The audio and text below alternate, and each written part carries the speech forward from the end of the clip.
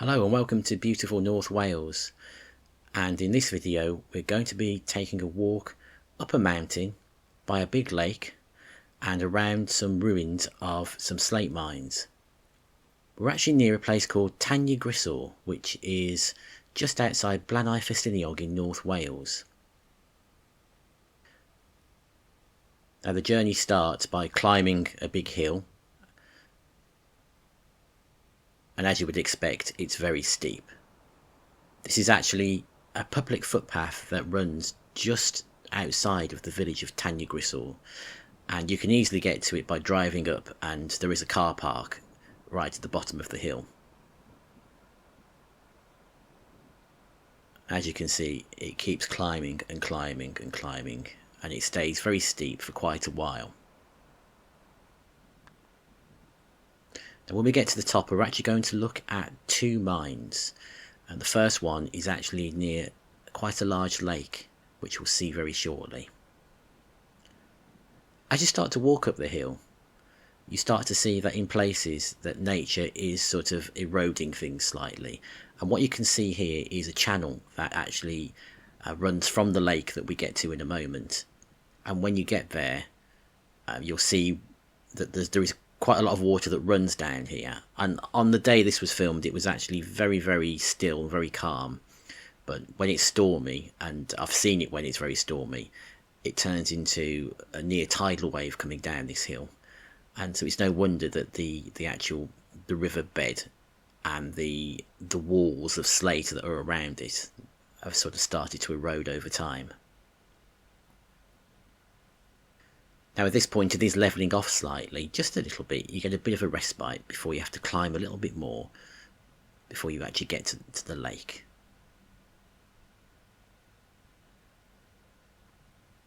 And as you can see, there's lots of very rugged mountains all around us.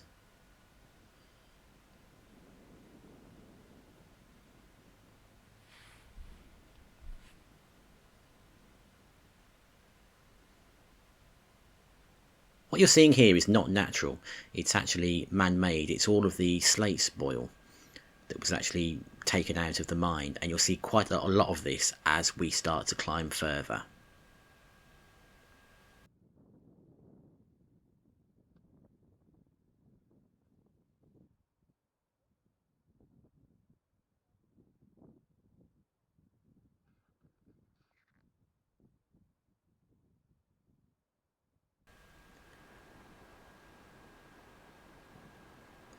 So here we're just coming to the lake, and it's actually just behind us in this shot.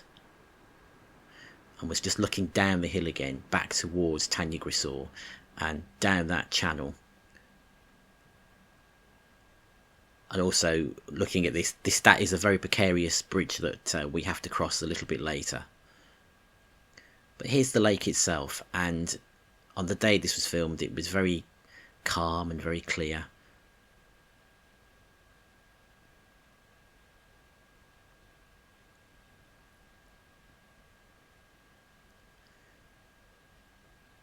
Now there was actually a mine just to the right of the shot that we're seeing here, which we'll get to in a moment. I'll put the name of the mine on screen now because I don't want to pronounce it incorrectly and get it completely wrong. Now this white cottage you're seeing here, this was actually the very first time I actually visited this place. It was pretty well abandoned and boarded up, and in recent years it's been repainted, done out, and it even had power cables running to it all the way down the hill at one point. So not quite sure what's going on there. And directly opposite is a boathouse which has seen better days and obviously is not in the best state of repair. Now this, on the other side of the lake, once you walk round, is the entrance to the first mine, and we'll get a bit closer in a second. One thing I would say is if you come up here in the summer and you're feeling pretty hot having climbed that hill and you want to cool down, definitely make a beeline for the mine, because when you get there it's very cool. There is a cold icy wind that seems to permanently blow out of this mine shaft, and it's like standing in the most ice cold air conditioning you could ever imagine. I'd recommend that you stand there for a few minutes and just cool off. And you can't actually enter this mine. It is actually barred and gated off, so you can't go in there. And you wouldn't want to, because large parts of it are underwater and you'd have to swim, wade, or at the very least paddle your way through there. I believe that they do actually open the mine for tours occasionally, and it's not for the faint-hearted. It's for people who are serious climbers or serious people who are into climbing rock and actually exploring mines and potholing and so on.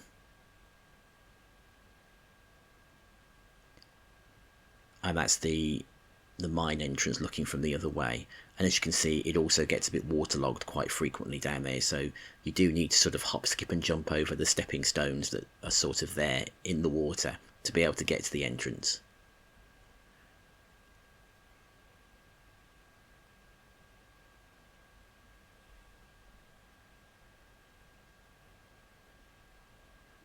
Now, this mine itself actually largely became inactive by the end of the 1940s, having had a bit of a checkered history.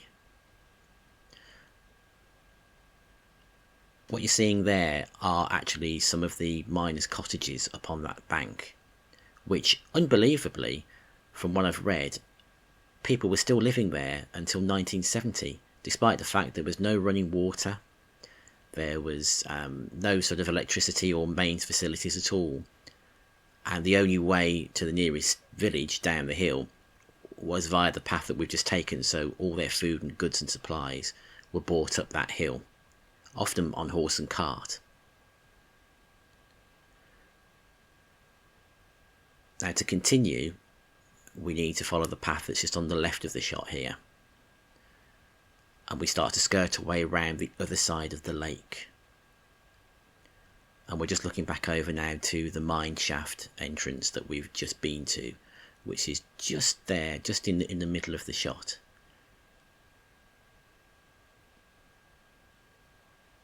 And that's looking back the other way, having just made a bit of further progress down that path.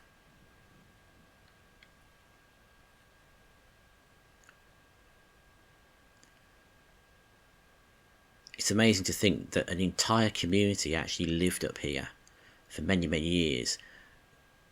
This consisted mainly of the workers for the mine and the owners themselves. Also along the way, buried in the undergrowth there, is actually part of the old tramway, which existed to carry the slate and the slate spoil from the mines, and it would actually run all the way down the path that we're walking on now. I understand there are often horse-drawn carts that actually carried the slate. Now here is the chapel that was built for the mine workers. It is a very fallen down ruin now, but unbelievably the roof actually was still in place until around the year 2000 when it finally caved in. So this did actually have a roof on it all that time.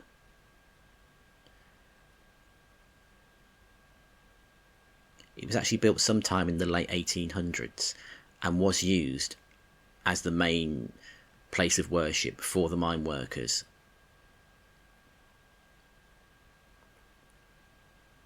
I know attempts have been made to actually stop this actually falling into any more disrepair and to try and vaguely maintain it so it doesn't get any worse than it is now.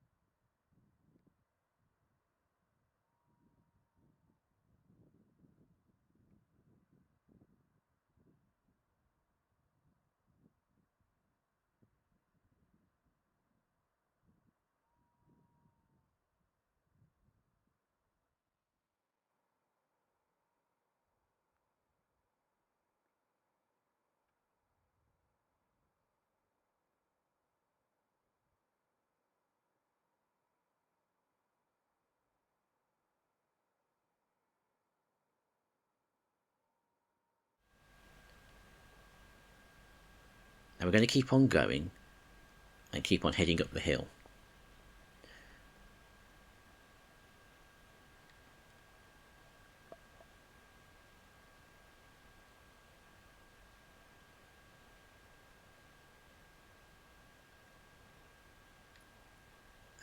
Looking the other way, just to the right of that building, you see another footpath opening up in front of you, which actually takes you to this building, which is the one that I just mentioned, which is actually a dwelling for one of the owners of the mine. And compared to the barracks that were used by the mine workers, it was quite a grandiose affair. And it was actually occupied until the mine actually closed in the late 1940s. Hard to believe now looking at it, because as you can see, the upper floors have completely gone. They just don't exist. They've all gradually crumbled and collapsed. It's pretty amazing to think that anybody lived in here at all looking at it these days.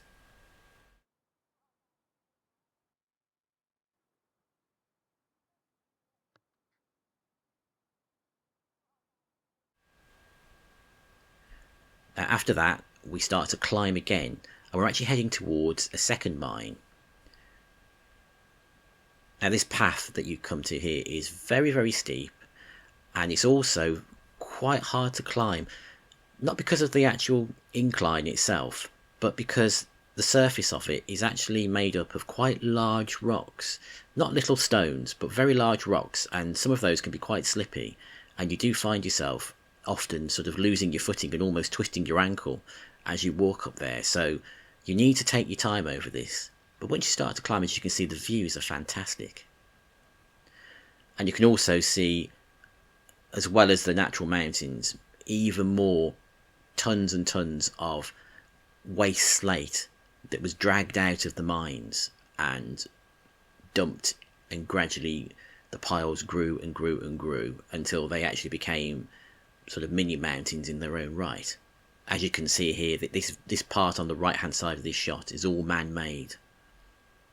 And also here on the left, as we climb further, all of this, or most of this on the left that you can see, is actually just waste slate pulled out that was deemed not to be usable.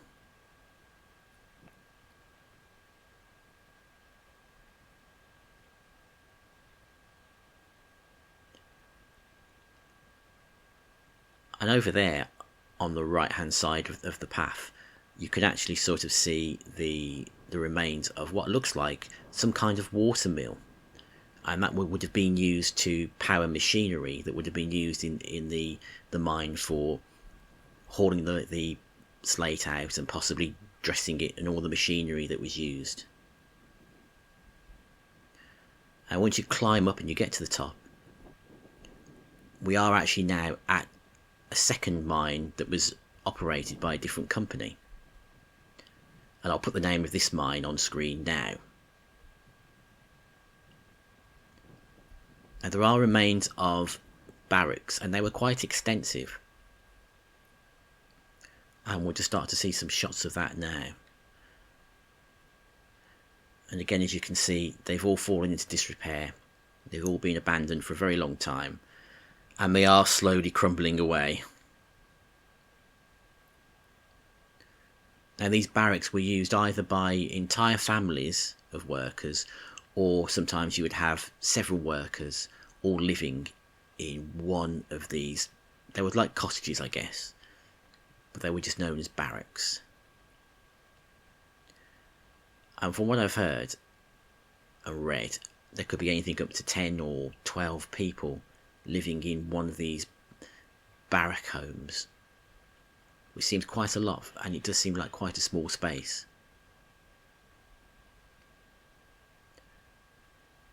You do have to use your imagination a bit just to try and get an idea of what it might have been like to live in these places, as there isn't an awful lot left. Just the outer walls, basically, and not much else.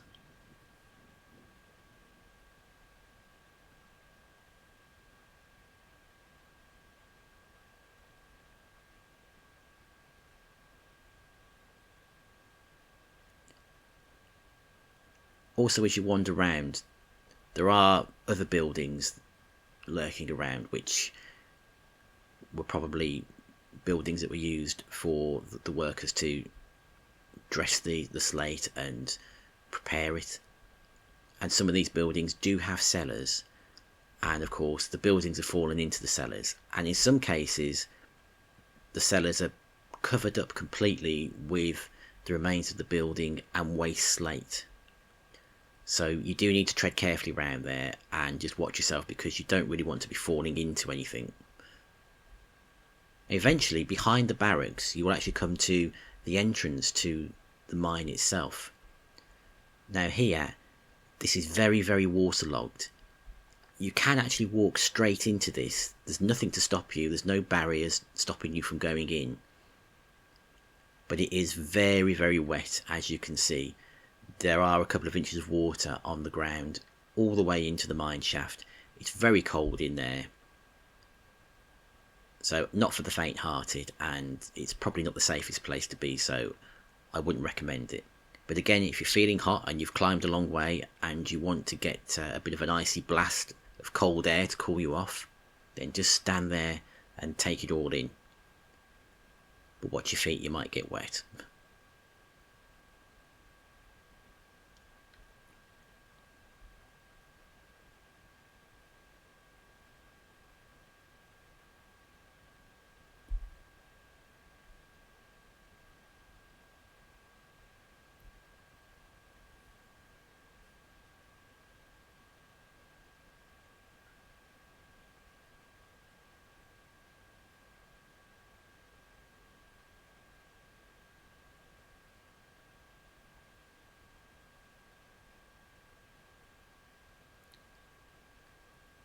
It can be a very eerily quiet place to be at times. It's often very still up there, apart from the odd gust of wind. There's also the odd remains of a bit of industry lying around. There are some bits of machinery here and there that weren't dragged away for scrap. That looks like it's an old cart of some kind for carrying the slate.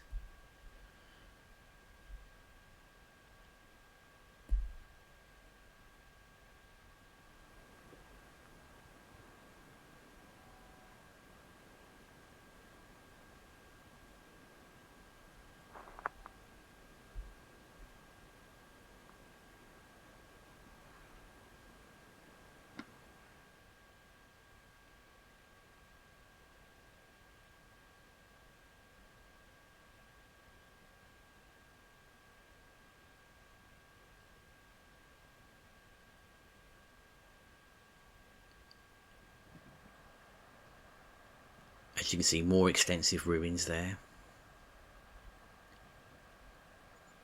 And we're starting to look just down the hill a bit again, back towards where we've just walked to get up here. And there you can see the top of the building that would have housed the water mill.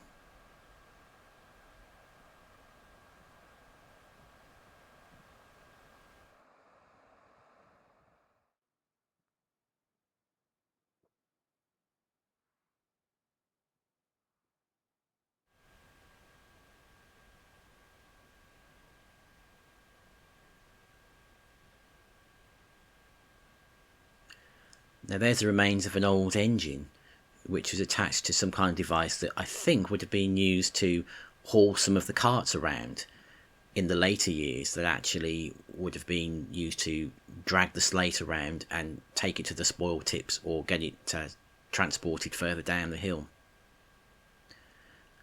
It's very strange when you look inside the engine block there. You can see the mineral remains from oil or whatever was inside the engine, which seem to have sort of reacted with the air having been left exposed and in the open for so long, and they've sort of solidified into rock.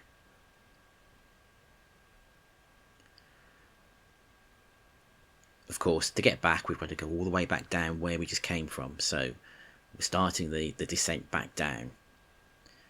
So getting down in some ways is easier than going up, but you do need to sort of make sure that your brakes are working.